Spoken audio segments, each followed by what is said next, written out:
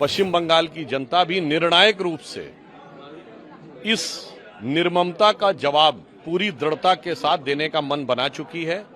और जो गृह मंत्री जी ने कहा है, भारतीय जनता पार्टी प्रचंड बहुमत के साथ जीतने जा रही है। देखिए, एक तरफ कांग्रेस के अध्यक्ष अधीर रंजन चौधरी जी कहते हैं कि there is no democracy in Bengal, यानी ममता बनर्जी जी से लड़ाई डेमोक्रेसी बचाने की लड़ाई है।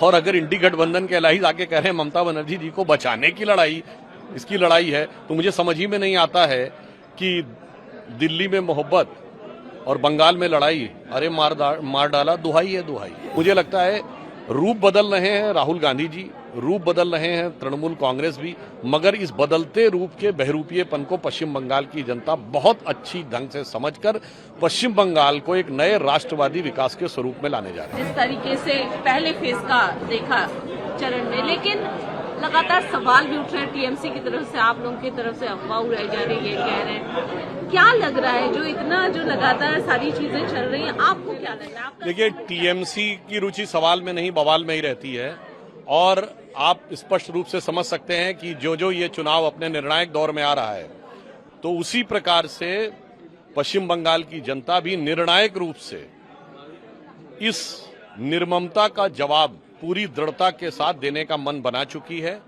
और जो गृह मंत्री जी ने कहा है, भारतीय जनता पार्टी प्रचंड बहुमत के साथ जीतने जा रही है। डायमंड हार्बर के कैंडिडेट, बीजेपी कैंडिडेट के साथ ईएस की मीटिंग हुई, इस तरीके से अभिषेक बैनर्जी कह रहे हैं सारा षड्यंत्र रचा जा रहा है, कह रहे हैं हम 1 लाख वोट मार्जिन से ज्यादा जीतेंगे। देखिए, षड्यंत्र तो राष्ट्र के साथ है कि जहां पर घुसपैठियों के दम पर सरकार बनाने का प्रयास किया जा रहा था, वह पूरे राष्ट्र के साथ एक गंभीर षड्यंत्र और संकट था।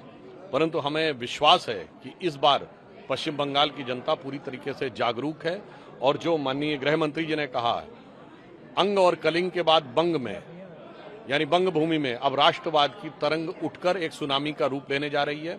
और दूसरे ढंग से आप ये समझिए, गंगोत्री से गंगा सागर तक विकास और राष्ट्रवाद की धारा अविरल बहने जा रही है। गंगोत्री अर्थात उत्तराखंड में हमारी सरकार है, उसके बाद संगम के प्रदेश उत्तर प्रदेश में हमारी सरकार है, अब बिहार में है, तो केवल गंगा सागर तक का यह पैच रह गया है जो इस बार पूर्ण होने जा रहा है। इंडिया अलायंस का बिल्कुल अलग रूप यहाँ दिख रहा है। अरविंद केजरीवाल आकर कह रहे हैं ये मत सोचिए कि ये सिर्फ पश्चिम बंगाल की लड़ाई है, ये लोकतंत्र बचाने की लड़ाई है। एक तरफ ईडी, सीबीआई सब एकजुट हो गए, एक तरफ दीदी है जो जनता के लिए लड़ रही है। अगर ऐसे में भी नहीं जीत पाई बीजेपी, तो क्या प्रधानमंत्री मोदी? देखिए, एक तरफ कांग्रेस के अध्यक्ष अधीर रंजन चौधरी जी कहते हैं कि there is no democracy in Bengal, यानी ममता बनर्जी जी से लड़ाई डेमोक्रेसी बचाने की लड़ाई है। और अगर इंडी गठबंधन के एलाइज आके कह रहे हैं ममता बनर्जी जी को बचाने की लड़ाई, इसकी लड़ाई है, तो मुझे समझ ही में नहीं आता है कि दिल्ली में मोहब्बत और बंगाल में लड़ाई, अरे मार डाला, दुहाई है दुहाई। तो मुझे लगता है कि इंडी गठबंधन का चरित्र पूरी तरीके से उजागर हो गया है। इनका एक ही कॉमन फैक्टर है, तमिलनाडु से लेकर पश्चिम बंगाल से लेकर उत्तर प्रदेश तक, कि ये सब सनातन धर्म विध्वंसक और घुसपैठिया संरक्षक हैं। बस केवल यही इनका कॉमन एजेंडा है, बाकी सब में इनकी आपस में लड़ाई है। एक और सवाल लूंगी सर, कांग्रेस के लीडर राहुल गांधी इधर आके कहते कि ममता बनर्जी ने करप्शन किया और यही वजह है कि आज बीजेपी आगे बढ़ रही है। लेकिन आप कांग्रेस को वोट दीजिए क्योंकि कांग्रेस कॉन्स्टिट्यूशन के साथ है, कॉन्स्टिट्यूशन के खिलाफ बीजेपी है। दूसरी तरफ अशोक गहलोत आके कहते हैं कि बीजेपी सांप्रदायिक पार्टी है, उनसे बच के रहिए, कांग्रेस आगे बढ़ रही है। किस तरीके का ये देखिए, अगर राहुल गांधी जी ने जब कांग्रेस के कार्यकर्ताओं की हत्याएं हो रही थी उस समय आकर यहां दृढ़ता से स्टैंड लिया होता और उसकी बजाय जाके दिल्ली में ममता जी को इनवाइट न किया होता, तो शायद आज कांग्रेस बची रहती।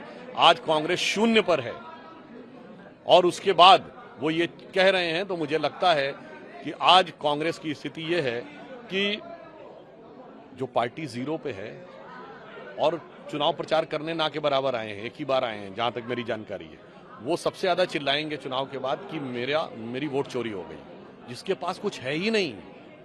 0 सीट वाला कहेगा मेरी वोट चोरी हो गया, यानी जो फटक चंद गिरधारी ना लुटिया ना थारी, चुनाव के बाद जो जोर से चिल्लाएंगे कि चोरी हो गई हमारी। तो मुझे लगता है रूप बदल रहे हैं राहुल गांधी जी, रूप बदल रहे हैं तृणमूल कांग्रेस भी, मगर इस बदलते रूप के बहरूपीयेपन को पश्चिम बंगाल की जनता बहुत अच्छी ढंग से समझकर पश्चिम बंगाल को एक नए राष्ट्रवादी विकास के स्वरूप में लाने जा रही है।